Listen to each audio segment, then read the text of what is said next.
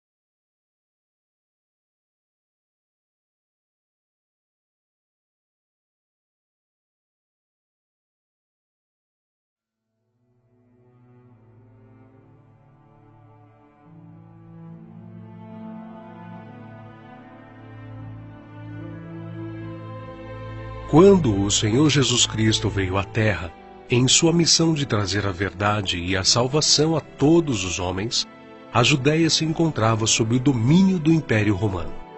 O Senhor Jesus Cristo pregou, fez discípulos e os advertiu diversas vezes acerca dos sofrimentos e vitupérios que haveriam de passar aqueles que o seguissem e não negassem o testemunho da verdadeira fé, porque segui-lo requer andar na contramão do mundo, se opor à mentira e ao pecado.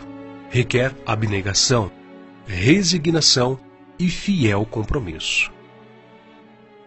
Tenho-vos dito essas coisas para que não vos escandalizeis.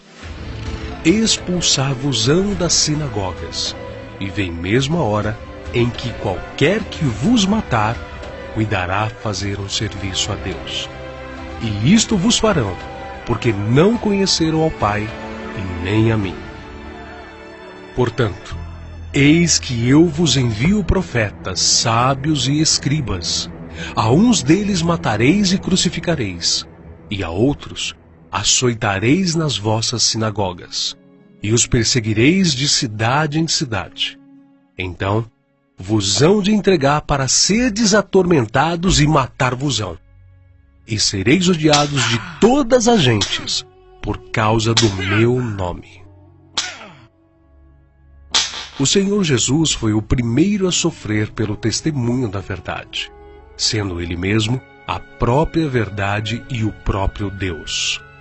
Ele foi perseguido desde seu nascimento até a sua morte. Foi desprezado, rejeitado e humilhado por aqueles que eram seus, os judeus. Mesmo assim, ele não poupou a si mesmo do preço que haveria de pagar pela salvação dos homens. Ele nos deixou o exemplo, o espelho. Aqueles que o seguissem deveriam trilhar o mesmo caminho de humilhação, rejeição e sofrimento que o Mestre sofreu.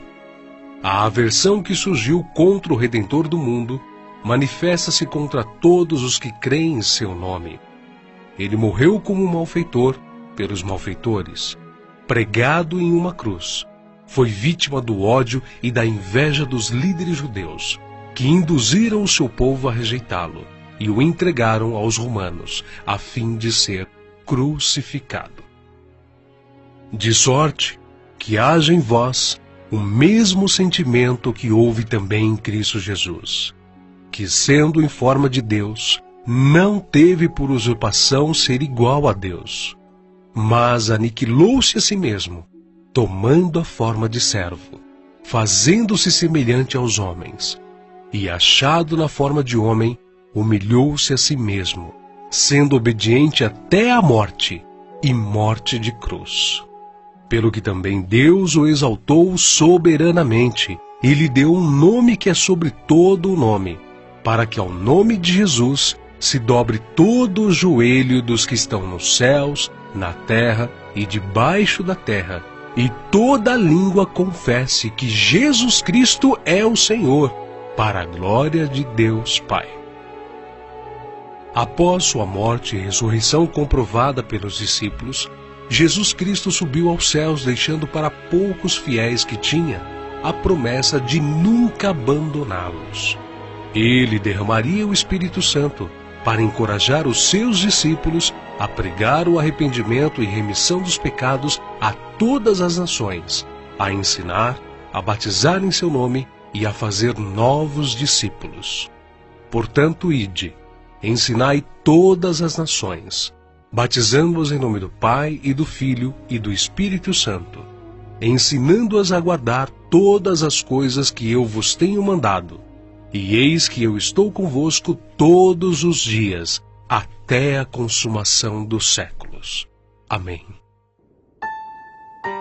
Foi somente após o derramar do Espírito Santo que os discípulos se revestiram de poder e se fortaleceram na fé.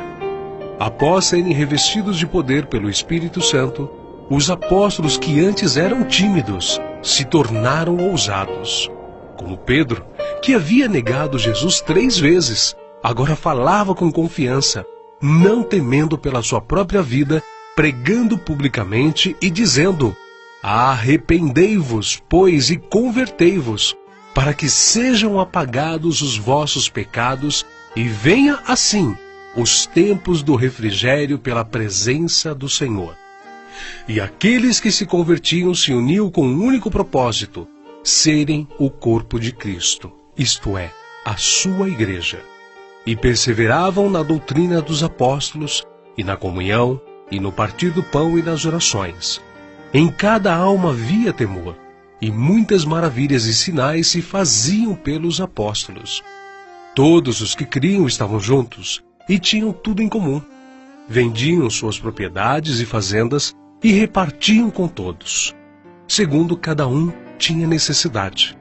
E perseverando unânimes todos os dias no templo, e partindo o pão em casa, comiam juntos com alegria e singeleza de coração, louvando a Deus e caindo na graça de todo o povo.